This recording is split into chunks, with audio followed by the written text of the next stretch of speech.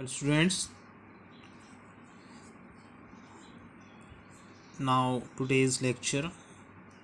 Students, आज हम ये जानेंगे कि अभी तक आपने जितना पढ़ा उसका निष्कर्ष क्या हुआ। ये जितनी भी घटनाएं हुई उसमें से आपने देखा कि ईस्ट इंडिया कंपनी जो एक व्यापारी करने के लिए व्यापारी कंपनी के रूप में यहाँ आई थी, उसने यहाँ पर आकर अपने आप को एक कॉलोनियल पावर यानी एक औपनिवेशिक ताकत यानी एक शासक के रूप में अपने आप को बदल लिया था। और जब भाप के इंजन का आविष्कार हुआ, स्टीम टेक्नोलॉजी का आविष्कार हुआ 19वीं शताब्दी की शुरुआत में, तो इस प्रक्रिया में और ज़्यादा उन्हें फ़ायदा हुआ। और जहाँ उन्हें 6 से 8 महीने लगते थे ब्रिटेन से यहाँ आने के लिए, अब वो घट करके केवल 3 हफ्तों का समय लगता था वहाँ से यहाँ आने के लिए। और अब और ज़्यादा ब्रिटिशर्स और उनकी परिवार वहाँ से भारत आने लगे थे।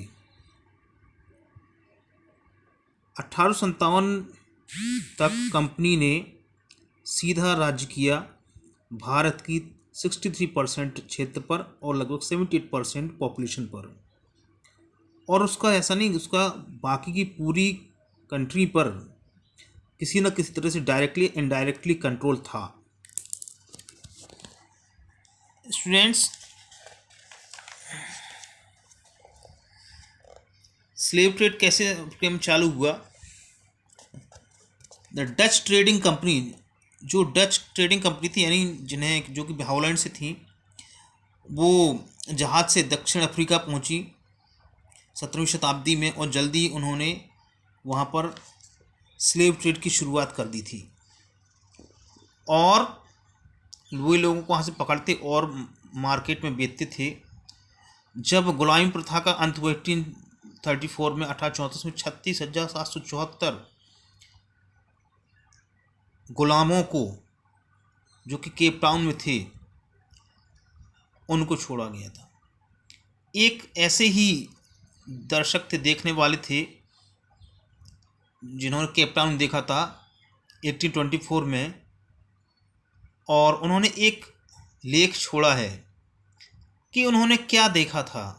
एक जब गुलामों की नीलामी हुआ करती थी उसमें उन्होंने क्या देखा।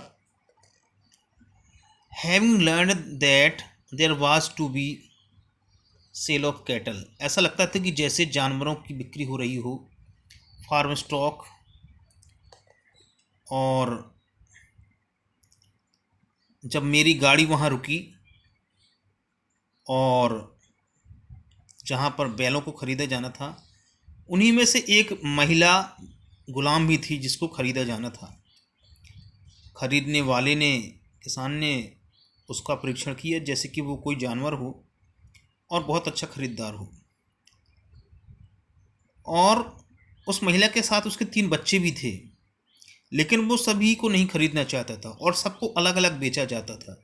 इस तरह से आंसू, चिंता और भविष्य की चिंता उस माँ के चेहरे पर थी, और हृदय को झकझोरने वाली निगाहें उन बच्चों की, और